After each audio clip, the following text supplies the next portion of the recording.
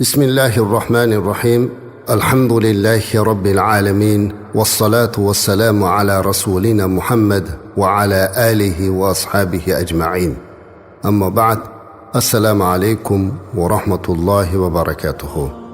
Muhtaram azizlar, Alloh haq subhanahu va taoloning marhamati bilan Rabiul Avval oyiga ham yetib keldik.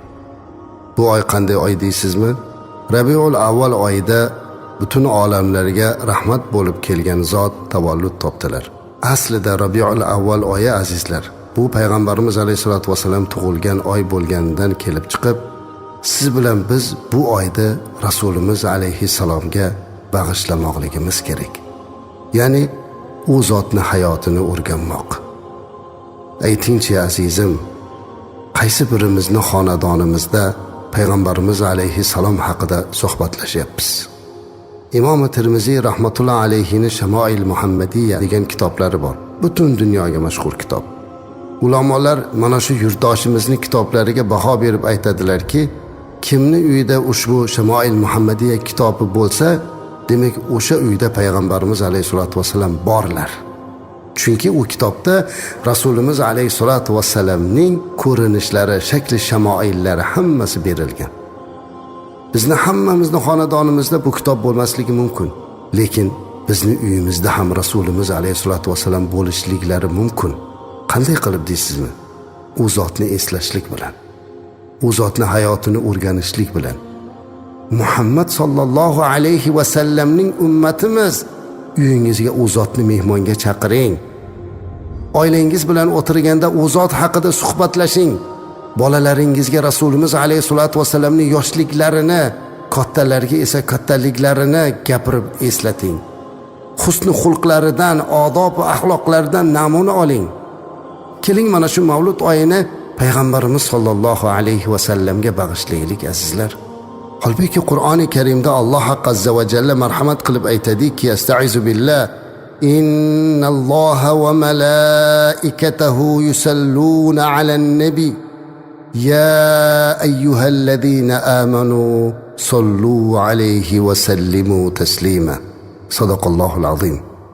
Alloh marhamat qilyapti. Albatta Alloh xoliq bo'lgan, qodir bo'lgan, Razzoq bo'lgan, Qoyyum bo'lgan, siz bizni yaratgan, butun olamlarning maliki bo'lgan, qiyomat kunining egasi bo'lgan, siz bizni yo'qdan bor qilgan Robbimiz va Robbimizning farishtalari Muhammad sallallohu alayhi va sallamga salovat aytadi. Ey iymon keltirganlar, sizlar ham payg'ambaringiz Muhammad sallallohu alayhi va sallamga salovat va salom ayting deyapti. Alloh buyuryapti, amr qilyapti. Tasavvur qilyapsizmi? Alloh azza va jalla o'zi yaratgan payg'ambariga o'zi salovat aytyapti. Farishtalar aytyapti. Bizlarni gunohlarga to'lib ketgan og'zimizdan chiqadigan salovat va salomlarga u zotning ehtiyoji yo'q. Bizning ehtiyojimiz bor. Biz bunga zormiz. Chunki payg'ambarimiz alayhi salatu vasallam aytadilarki, o'zlarining muborak hadislaridan birlarida, man solla alayya solatan wahida, kim menga bir marta salovat aytib qo'ysa, sallallohu alayhi 10 salovat. Alloh azza va jalla o'sha bandaga 10 marta salovat aytadi dedilar.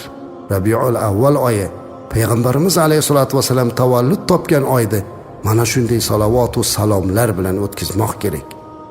Payg'ambarimiz alayhisolatu vasallam aytdilarki, sizlar menga ismlaringiz va shakllaringiz ila ko'rsatilasiz.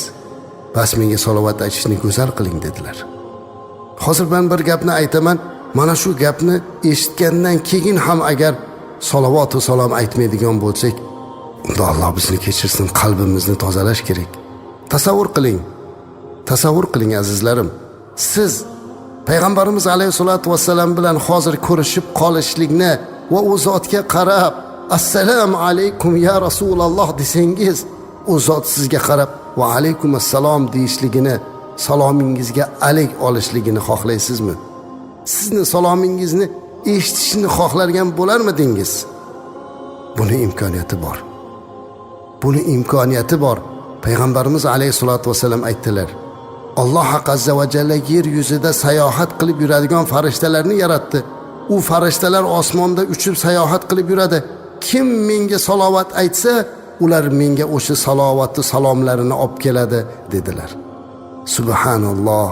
Allohumma solli ala Muhammad va ala ali Muhammad. Payg'ambarimiz alayhisolatu vasallamga salom aytsak, u zot bizni eshitarkanlar. Bu biz uchun baxt emasmi? Tasavvur qiling. Tasavvur qiling, har kuni u zot bilan salom alayk qilishlik baxtini. Qanday qilib salovat aytmaylik?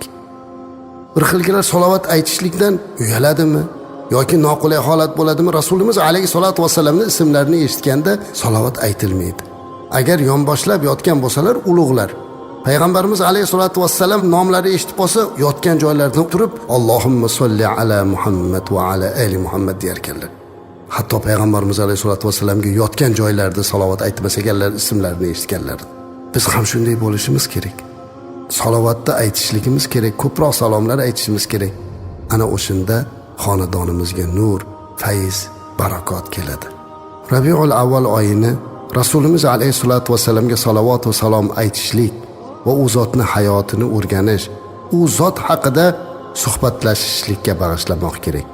Biz ham azizlar, mana shu bir oy ichida inshaalloh suhbatlarimizni to Rabiul avval oyi chiqqunga qadar faqatgina payg'ambarimiz alayhisolatu vasallamga bag'ishlashlikka niyat qildik. Ushbu oyni u zot bobarakotni eslashlikka, u zot bobarakot haqida yana ko'proq suhbatlashishlikka, birgalashib u zotni eslab, salovat va salom aytib, ko'zimizga yosh olib, u zotga muhabbatimizni ziyoda qilishlikka harakat qilamiz. Doimo bizni suhbatlarimizni kuzatib boring. Hammalarimizni Rasulimiz alayhisolatu vasallamning shafaatlariga loyiq qilsin.